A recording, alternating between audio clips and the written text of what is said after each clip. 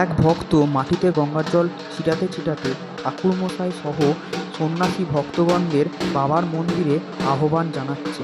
কারণ আজ চড়ক পূজা, তাই সন্ন্যাসী ভক্তরা তারা গঙ্গায় চান করে শুদ্ধ গঙ্গার জল, ঘটি ভরা গঙ্গার জল নিয়ে বাবার উদ্দেশ্যে সমর্পণ করছে। এবং তাদের রীতিনীতি আছে যে প্রথমে তারা চান করে আসবে, তারপর বাবাকে ডাকবে এবং ঘটি ভরার যে গঙ্গার জল বাবার সামনে রেখে বাবাকে দর্শন করে তারা চড়ক পূজার নিয়ম নীতিগুলোর মধ্যে তারা সমর্পণ করবে। আস্তে আস্তে সবই আপনাদের বলছি, কারণ অনেক নিয়ম নীতি আছে। আগে বাবাকে দর্শন করুন, তারপর বলছি। এই বাবা আসলে তুতেশ্বর, কারণ বহু যুগ আগে তিনি এখানে তুতের বন ছিল এবং তাই তুতেশ্বর নাম হয়েছে বাবা। এরপর সন্ন্যাসী ভক্তগণরা তারা দণ্ডি কাটবে, 3 পাক দণ্ডি কাটবে, প্রায় মন্দিরে 3 বার দণ্ডি কাটবে এরকম শুয়ে।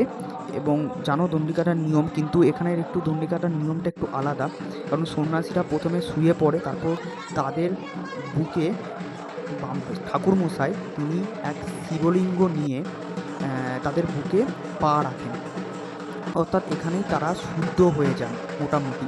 এই দেখেন ঠাকুরমশাই এক শিবলিঙ্গ নিয়ে সন্ন্যাসীর বুকে পা রাখছেন।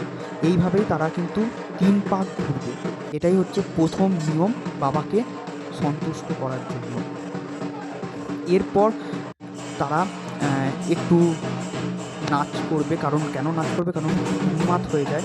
কারণ এই নিয়ম নীতি চড়ক পূজা যদি আপনারা আগে দেখে থাকেন, তাহলে সন্ন্যাসীদের যে পরিশ্রম বা এই এতদিন যে প্রায় 15 দিন ধরে তারা নিরামিষ খাচ্ছেন, এইভাবেই তারা কিন্তু মোটামুটি সন্ন্যাসী পালন করতে হয়। তাই জন্য আসলে এখানে এই আজকের দিনে গিয়েই তারা সন্ন্যাসী মেন পরীক্ষা দিতে হয় আসলে।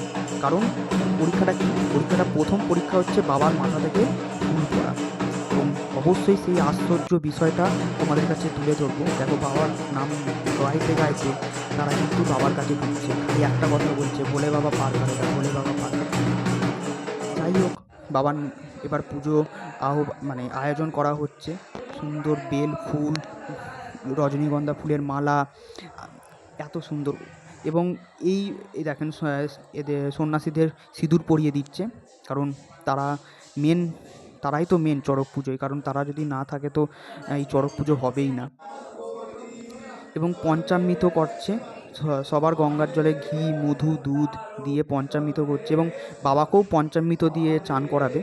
দেখতে পাবে দুধ, ঘি, মধু, দুধ দিয়ে দেখেন অপরূপ সুন্দরতার পরিচয় আপনাদের কাছে কি, যে বাবাকে এই দুধ, কাঁচা দুধ দিয়ে চান করাচ্ছে, এবার ডাবের জল দিয়ে আসলে চান করাবে। মানে এত সুন্দরভাবে বাবাকে শীতল করছে, কারণ বাবা যদি শীতল না হয়, না হলে বাবার মাথা থেকে ফুল পড়বে না। এবং সন্তুষ্ট করতে হবে বাবাকে, এটাই হচ্ছে চড়ক পূজার মেন নিয়ম। আসলে চড়ক পূজাটা হয়েছিল, দেখো বাবাকে সবাই জল দিচ্ছে, সন্ন্যাসী ভক্তগণরা বাবাকে জল দিচ্ছে, একটাই কথা বলছে, বাবার তারকনাথের চরণের সেবা লাগে মহাদেব, বাবার তারকনাথের চরণের সেবা লাগে মহাদেব। আমিও বলি, আপনারাও বলুন, বাবার তারকনাথের চরণের সেবা লাগে। যাই হোক, বাবা রক্ষা করো সবাইকে। এবার আমরা মেন পর্বে আসি। এই চড়ক পূজা বহু পুরনো, সূত্রের দিকে, আমাদের সূত্রের দিকে কিন্তু চড়ক পূজা বহু পুরনো এক নিয়ম রীতি। এবং এই পুজো বাবা তুতেশ্বরকে দেখতে পাচ্ছেন, এখানে আসলে একটা তুত বন ছিল এবং সেখান থেকেই তুত বনের মধ্যেই শিবলিঙ্গটা পাওয়া গেছে। পাশে মা সিদ্ধেশ্বরী আছে, তিনিও এসেছেন, তিনিও প্রতিষ্ঠিত আসলে। এবং এই শিবলিঙ্গটা কিন্তু আলটিমেটলি মাটি থেকে পাওয়া গেছে। সত্যি কথা বলতে এটাই হচ্ছে আসল গল্প কথা, কিন্তু এটা কিন্তু সত্যি ঘটার মধ্যেও কিন্তু একটা জায়গা, কারণ অনেক মিডিয়া এসেছে, মিডিয়ার সব নাম আমরা জানি না, কিন্তু অনেক মিডিয়ারা কিন্তু এসেছেন এই সুন্দর একটা ঐতিহাসিক ঘটনার সঙ্গে রেখে। কিন্তু আমাদের এখানে আমাদের সোদপুর সহকারে কলকাতার মধ্যে মনে হয় সবথেকে পুরনো চড়ক পুজো। এই বাবার মাথায় 3টে ফুল দিয়ে দিয়েছে, বেল ফুল। এই 3টে ফুল আসলে পড়বে, তাহলেই বাবা সন্তুষ্ট হবে এবং তখনই চড়ক গাছ উঠবে। এটাই হচ্ছে নিয়ম, চড়ক গাছ উঠবে, চড়ক গাছ ঘুরবে, যখন বাবার মাথায় ফুল, এটাই নিয়ম নীতি। কারণ যদি সন্ধ্যে রাত্রি একটা দুটো 12টা বেজে যায়, পরের দিন হয়ে যায়, কিন্তু বাবার মাথা থেকে ফুল পড়তেই হবে। যাই হোক, আপনারা চোখ রাখেন যে এক্ষুনি বাবার মাথা থেকে ফুলটা পড়বে। নাম করুন, বাবা তারকনাথের চরণে সেবা লাগে মহাদেব, বাবা তারকনাথের চরণে সেবা লাগে মহাদেব, বাবা তারকনাথের চরণে সেবা লাগে মহাদেব, বাবা তারকনাথের চরণে সেবা লাগে মহাদেব। বাবা মাথা থেকে দেখেন ফুল পড়ে গেল। সেই অমূল্য দৃশ্য আনন্দে লাফিত, মানে ব্রাহ্মণ সহ, মানে ঠাকুরমশাই সহ সন্ন্যাসী ভক্তগণরা আনন্দে নাচতে শুরু করেছে, কারণ এই সন্তুষ্ট বাবা কিন্তু হয়ে গেছে।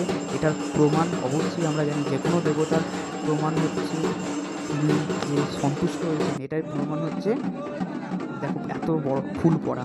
যাই হোক, এত বড় বড় ডুংডু বা যে ডুগডুগি সেটা এনেছে, মানে এটা আগে থেকেই আমাদের ছিল।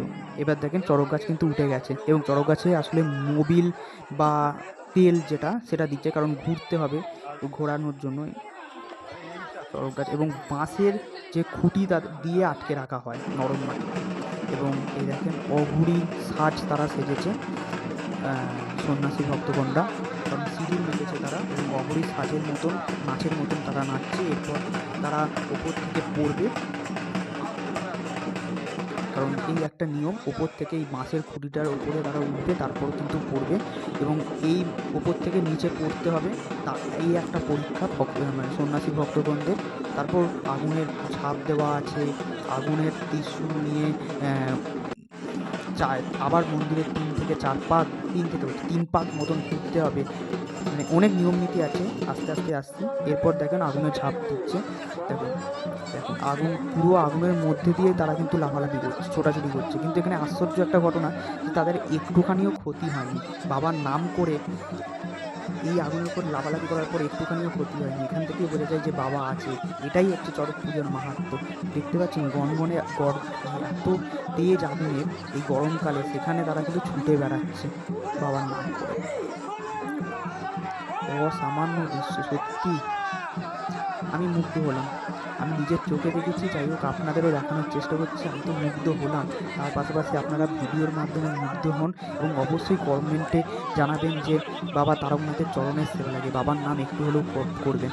যাই হোক, আগুনটা নিভিয়ে দেওয়া হচ্ছে, কারণ পুরো চড়ক মেলা হচ্ছে, মেলাতে ক্ষতি হয়ে যেতে পারে, তাই জন্য আগে থেকে নিভিয়ে দেওয়া হচ্ছে।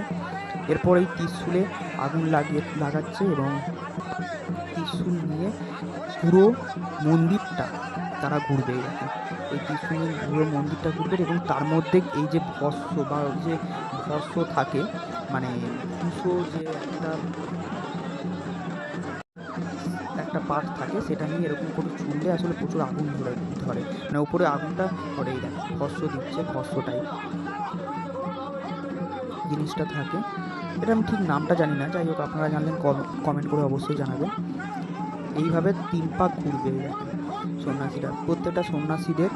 আমাদের এবছরে সন্ন্যাসী অনেকে হয়েছে, প্রায় 10-12 জন হয়েছে, এবং তারা এই পরীক্ষাটা সফল হলো, এবং এরকম 3টে পরীক্ষা হলো। তার আগে ফল ছোড়াটা দেখায়নি, কারণ ভিডিও করতে পারিনি। ফল ছুড়বে ওই মাছের ওপরে উঠে, এরপর বাসাটা ছড়াবে, তারপর কিন্তু তারা